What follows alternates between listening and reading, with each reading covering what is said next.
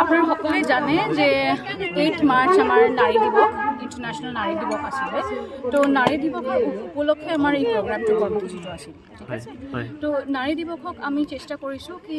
women এম্পাৱাৰমেণ্টটো কেনেকৈ দাঙি ধৰিব লাগে পাব্লিকৰ ওচৰত আমি দাঙি ধৰাৰ চেষ্টা কৰিছো এটো আৰু আমাৰ টিএমচিৰ যিমান আঁচনিবিলাক আছে এইবোৰ আঁচনিবিলাক আমি অকমান এক্সপ্লেইন কৰি দিব চেষ্টা কৰিছো পাব্লিকৰ মাজত হয় সমাগত দেখা গৈছে লোকসভা নিৰ্বাচন টিএমচিৰ ভূমিকা কেনেকুৱা আছে টিএমচিৰ ভূমিকা লোকসভা ইলেকশ্যনৰ কাৰণে আমি এই 30 ডিষ্ট্ৰিক্টছৰ গোটেইখিনি আমি কৰ্মসূচী আৰম্ভ কৰিছোঁ আৰু চলাই গৈ আছোঁ জোৰদাৰ কাম চলি আছে আমাৰ কিন্তু এতিয়ালৈকে আমি আপোনাক চিয়ৰলি ক'ব নোৱাৰি কি আমি কেইটা চিটত কণ্টেষ্ট কৰিম এইটো এতিয়ালৈকে আমি আপোনাক ক'ব নোৱাৰোঁ যেতিয়া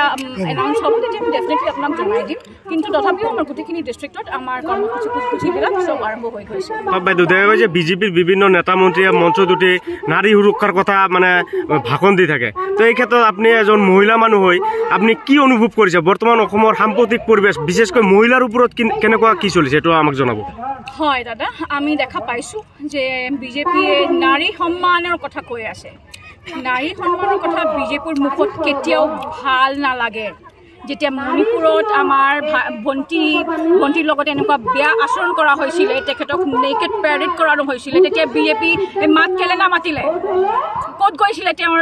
মাত মাতা নাৰীৰ কাৰণে মাতা নাই না এতিয়া উত্তৰ প্ৰদেশক যেতিয়া 10-12 ইয়াৰ্ছৰ কেইটামান ছোৱালীজনীক ৰেপ কৰি পেলাই আপোনাৰ গছত টঙাই দিছিলে নহয় তেতিয়া ক'ত গৈছিলে বিজেপি এইটো লৈ কেলে মাত মাতা নাই বিলকিছ বানুৰ অপৰাধী কেইটাক যেতিয়া ৱেলকাম কৰিছিলে ফুলৰ মালা পিন্ধাই তেতিয়া ক'ত গৈছিলে বিজেপিয়ে মাত মাতা নাই তেতিয়া ব্ৰিজভূষণ এনেকুৱা এজন মানুহ যোনে আমাৰ মহিলা খেলুৱৈৰ লগত এনেকৈ ছেক্সুৱেলি এছল্ট কৰিছিলে তেওঁলোকক এতিয়াও তেওঁ সংসদ ভৱনত বহি আছে এইটো হয় কি এনেকৈ হয় নেকি বিজেপিৰ নাৰী সন্মান হ'ব পাৰে তেওঁলোকে এনেকৈ নাৰীক সন্মান দিয়ে কিন্তু আমি টিএমচি আমাৰ নাৰীক বেলেগ ধৰণৰ সন্মান দিওঁ আৰু এনেকৈ ধৰণৰ সন্মান কোনো পাৰ্টীয়ে দিব নোৱাৰে আমি আপোনাক এতিয়ালৈকে চিয়ৰ হৈ ক'ব নোৱাৰিম officially it's not been declared officially এইটো ডিক্লেয়াৰ হোৱা নাই তো এই কাৰণে আমি এতিয়ালৈকে চিয়ৰ হৈ ক'ব নোৱাৰি কিন্তু আমি আশা কৰি আছোঁ অসমৰ পৰা কেইটা প্ৰাৰ্থিত্ব প্ৰদান কৰিব কেইটা ঠাইত অসমৰ পৰা আমি ট্ৰাই কৰি আছোঁ 3টা বা 4টা কিন্তু এজ আপোনাক ক'লোঁ আমি এতিয়ালৈকে চিয়ৰলি ক'ব নোৱাৰিম কিন্তু আমি ট্ৰাই কৰিম 3টা বা 4টা প্ৰাৰ্থিত্ব দিব অকলে খেলিব উই উইল ফাইণ্ড ইণ্ডিপেণ্ডেণ্টলি কোকৰাঝাৰত আপোনালোকে স্থিতি কেনেকুৱা কোকৰাঝাৰত বহুত ভাল বহুত ধুনীয়া আমাৰ প্ৰত্যেকটো জিলাত প্ৰত্যেকটো ডিষ্ট্ৰিক্টত কৰ্মসূচী আৰম্ভ হৈ গৈছে এবং জোৰদাৰ চলি আছে বহুত ভাল কাম হৈ আছে আজি নাৰী দিৱসৰ লগত সংগতি ৰাখি কোকৰাঝাৰ জিলা মহিলা তৃণমূল কংগ্ৰেছৰ তৰফৰ পৰা আমি লগতে আছোঁ ইয়াত এটা অনুষ্ঠান কৰা হৈছে কাৰণ সকলোৱে গম পাইছে বিজেপি চৰকাৰে নাৰীসকলক আঁচনিৰ দ্বাৰা নাচনি বনাইছে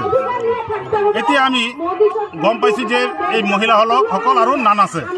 বিজেপিৰ কথাত নাচে গতিকে আমাৰ কোকৰাঝাৰ জিলা তৃণমূল কংগ্ৰেছ কমিটিয়ে আমি যিটো এনালাইচিছ কৰিছোঁ সকলোৱে বিজেপি খেদাব লাগে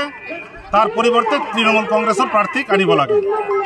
কোকৰাঝাৰত এইবিলাক আপোনালোকৰ তৃণমূল কংগ্ৰেছৰ প্ৰাৰ্থী হোৱাটো খাটাং নেকি actually I have come to know from a reliable source candidate দিব আপোনালোকৰ মূল প্ৰতিদ্বন্দ্বিতা কাৰ লগত হ'ব যদি প্ৰাৰ্থী দিলে আমাৰ লগত কোনেও নোৱাৰিব UPPL যেহেতু শাসকত আছে বিজেপি কোনো কামেই নাই বিজেপিক মানুহে লাইক নকৰে আপোনালোকৰ প্ৰাৰ্থী কাৰ নাম পেনেল লিষ্টত আছে আমাক জনাব নেকি সেইটো আমি জানো কিন্তু আমি এইটো এতিয়া ক'বলৈ নাযাওঁ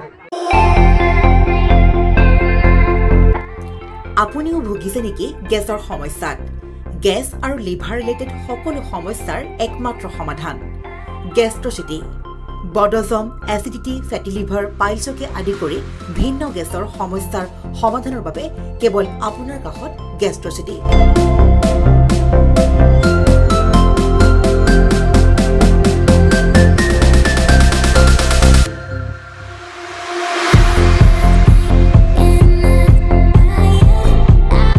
ভিজিট কৰক গেষ্ট্ৰচিটি গুৱাহাটী হাতীগাঁও চাৰিআলি যোগাযোগ নম্বৰ 7577999909